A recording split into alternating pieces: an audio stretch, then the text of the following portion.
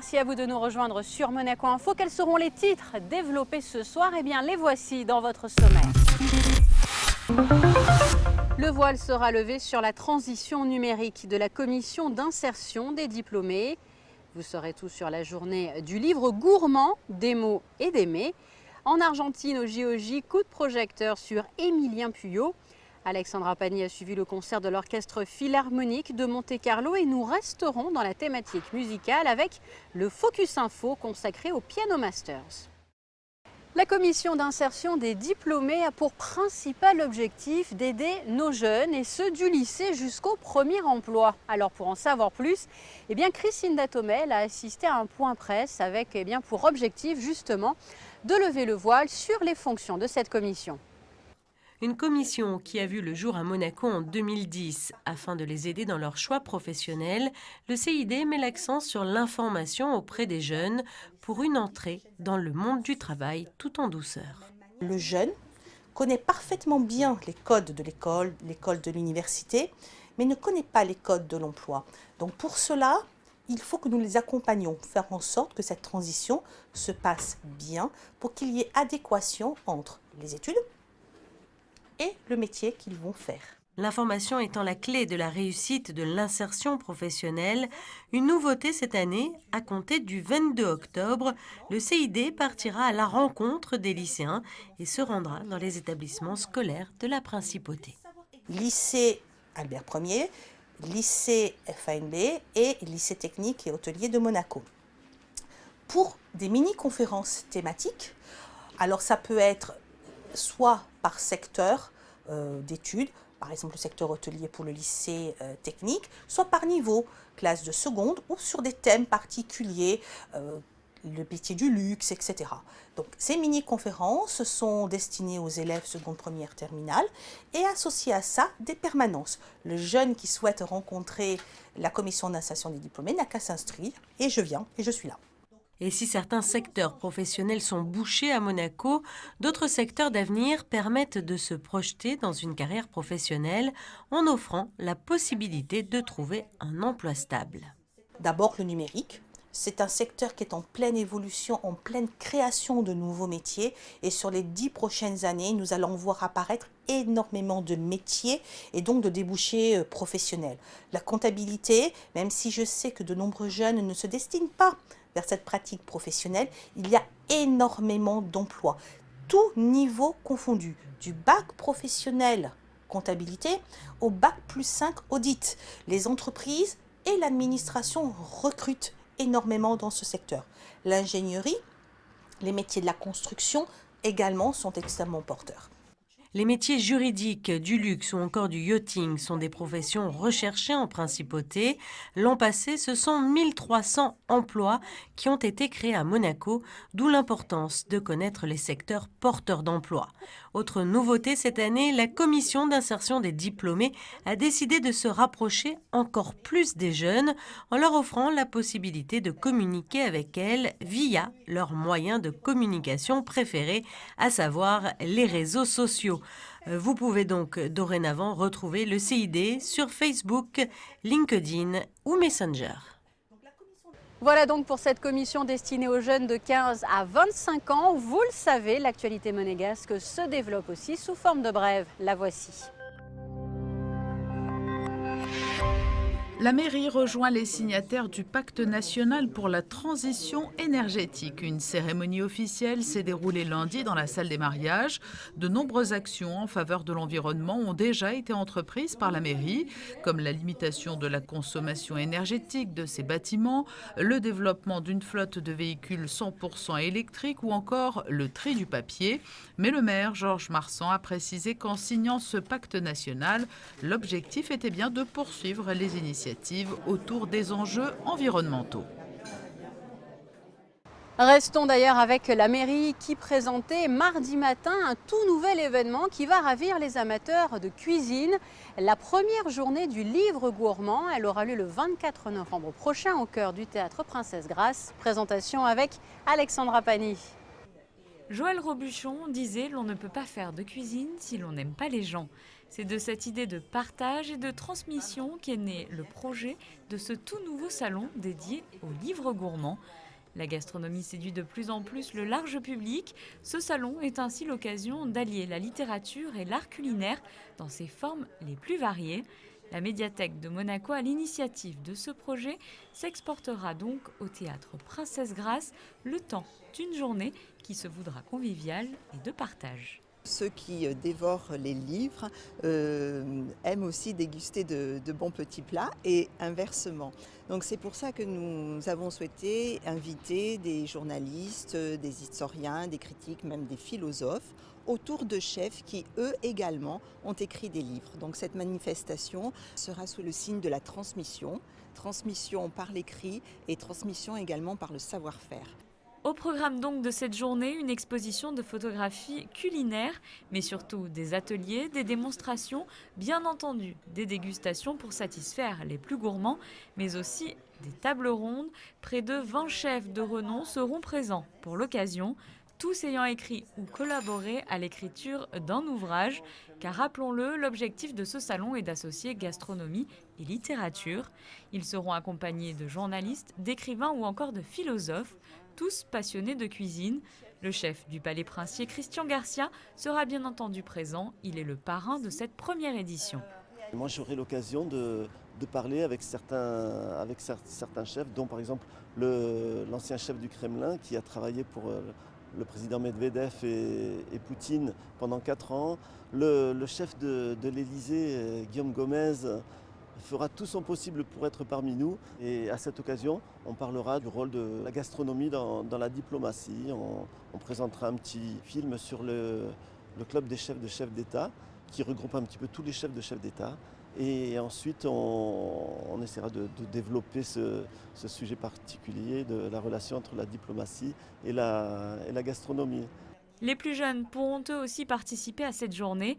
Le matin, des ateliers ouverts à partir de 6 ans leur seront dédiés. Rendez-vous donc le samedi 24 novembre à partir de 10h au théâtre Princesse Grace. Le public pourra profiter de l'événement toute la journée jusqu'à 19h. Un food truck proposera même de se restaurer sur place. Et nous ouvrons à présent une page musicale avec tout d'abord ce concert donné par l'Orchestre Philharmonique de Monte-Carlo au cœur de l'auditorium René III, suivi de très près par Alexandra Pani.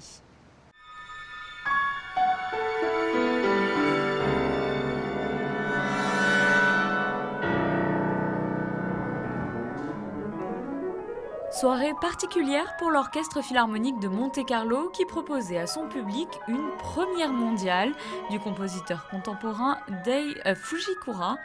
Impulse est un concerto pour piano interprété par la talentueuse Yu Kosuge. Le compositeur japonais amène ainsi le public dans un univers inspiré des éléments naturels et où tous les instruments se réalisent en harmonie. Classically, the concerto means piano and orchestra is accompanying. That's classical. En général, pour un concerto, il y a le piano et l'orchestre l'accompagne, c'est la manière classique, mais je ne voulais pas de cela. Donc pour mon concerto, j'ai choisi de faire jouer le piano et l'orchestre devient comme une extension des mains du pianiste. C'est un peu comme un liquide qui va et vient, c'est très sensuel. In and out of the piano, which I think is quite sensual.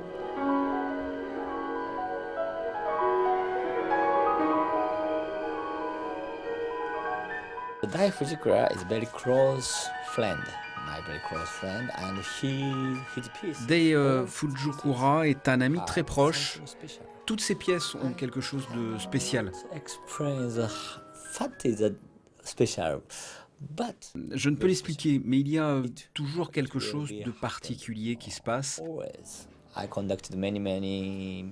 J'ai dirigé plusieurs de ses pièces et c'est toujours incroyable. Chaque fois, il se passe quelque chose. Yu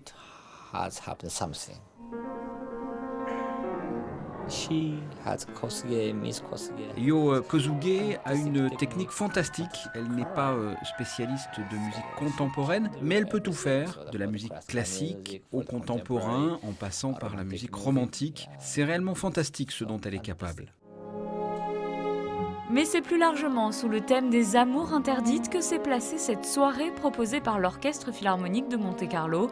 Un concert qui s'est ouvert puis conclu avec les plus célèbres amants maudits de la littérature, Roméo et Juliette.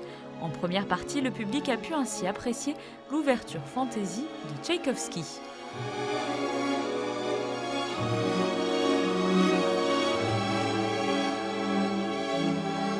Puis pour conclure cette soirée, l'Orchestre Philharmonique de Monte-Carlo a proposé des extraits du fameux opus 64 du Roméo et Juliette de Sergueï Prokofiev.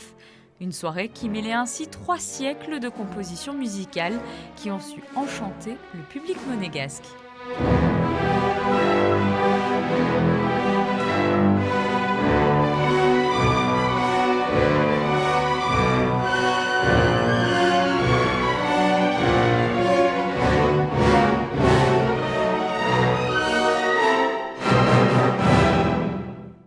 Et 24 heures après ce concert, les Piano Masters étaient organisés au cœur cette fois-ci de la salle Garnier. Le public était conquis, le prix du Prince Régnier III a d'ailleurs été remis à cette occasion. Le reportage sur place de Christine Datomel et de Thomas Deus, il s'agit de votre Focus Info de ce 9 octobre.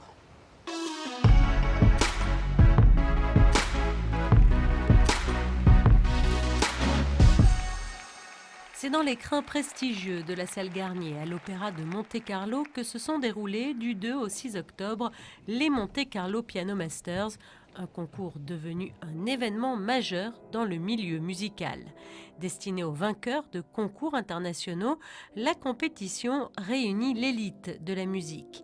Une compétition basée sur différents critères qui prônent l'excellence avec, à la fin, la dure loi d'un seul gagnant.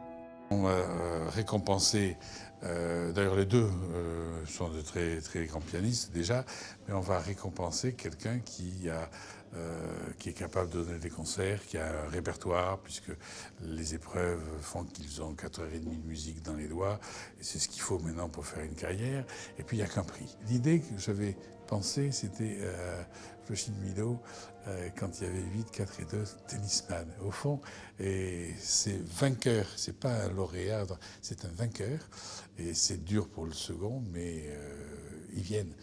Vous avez quand même un des artistes qui a donné un concert il n'y a pas très longtemps à Gavo, il y avait 700 personnes.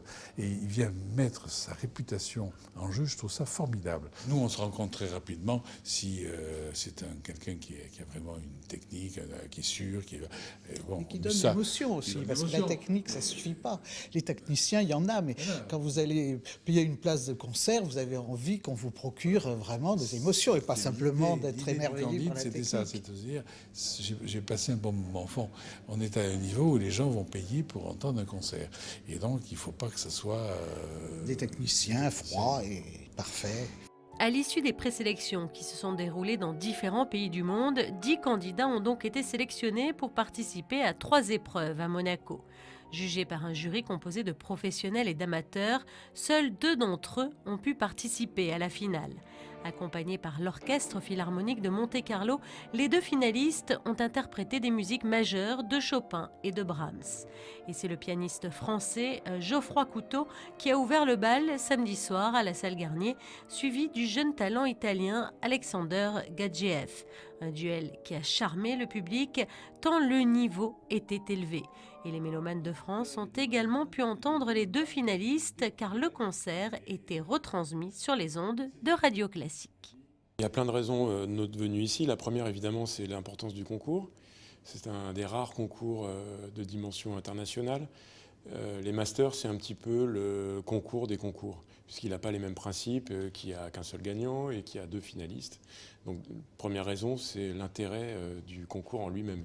La musique classique, c'est une musique qui est une, comment dirais-je, qui est l'aristocratie de l'art, c'est-à-dire ce qu'il y a au-dessus de tout, mais pour tout le monde. C'est pour être ému par une sonate de Bach ou une symphonie de Beethoven, il n'y a pas besoin de connaître ses notes, il n'y a pas besoin de connaître le solfège. Si ces compositeurs sont des génies, c'est qu'ils s'adressent à tous les hommes et pour tous les siècles. Donc il faut vraiment venir pour y trouver une nourriture de l'âme, de l'esprit et du cœur. Évidemment, quand on dit aristocratie, on pense hiérarchie entre les arts, etc. Moi, je dirais que le message de la musique classique est certainement celui qui est le plus complet en termes d'émotion, parce que la musique elle-même est peut-être un peu plus complexe, qu'elle offre des sentiments plus généraux, plus vastes, que d'autres formes d'expression qui sont formidables, mais qui sont peut-être plus éphémères. Et si la musique classique offre un panel d'émotions, ce sont les notes du pianiste italien Alexander Gadjiev qui ont convaincu le jury et qui ont conquis le public. Il est le vainqueur du Monte Carlo Piano Masters 2018 et le prix Prince Régnier III, doté d'une valeur de 30 000 €, lui a donc été remis après plus d'1 heure et demie de prestation. Un moment intense et bouleversant pour ce jeune talent. C'est vraiment une très grande joie pour moi de rapporter ce prix à la maison. C'était une semaine riche en émotions. J'ai beaucoup travaillé pour en arriver là, et puis être ici, dans cette magnifique salle, dans ce lieu unique, je suis vraiment très chanceux. Ce soir, c'était difficile car nous passions l'un après l'autre. J'ai joué en seconde partie, longtemps, sans pause, et puis jouer en sachant que c'est la finale, c'est encore plus intense. En remportant le prix du Prince Régnier III, Alexander Gadjiev a confirmé son talent et participera ainsi prochainement à des concerts de renommée en France et à l'étranger. Un merveilleux jury, une très belle soirée. Voilà pour l'essentiel de l'actualité. Passons à présent à vos prévisions météo. Quelques passages nuageux voileront le ciel dans la matinée et le temps sera couvert dans l'après-midi. Les températures seront comprises entre 18 degrés le matin et 22 degrés dans l'après-midi. Jeudi, des averses seront possibles dans la matinée et la journée sera globalement nuageuse. Vendredi, temps toujours couvert, là encore, des pluies seront possibles. Samedi, un temps couvert avec quelques rares éclaircies. Dimanche, pas de réelles améliorations prévues et des températures qui oscilleront entre 18 et 20 degrés selon les moments de la journée. Enfin, le début de semaine prochaine devrait rester nuageux. Et c'est ainsi que se referme ce journal. Merci pour votre fidélité. Je vous laisse à présent avec la suite de votre programme sur Monaco Info et du cinéma avec les sorties ciné José Sacré. À très bientôt.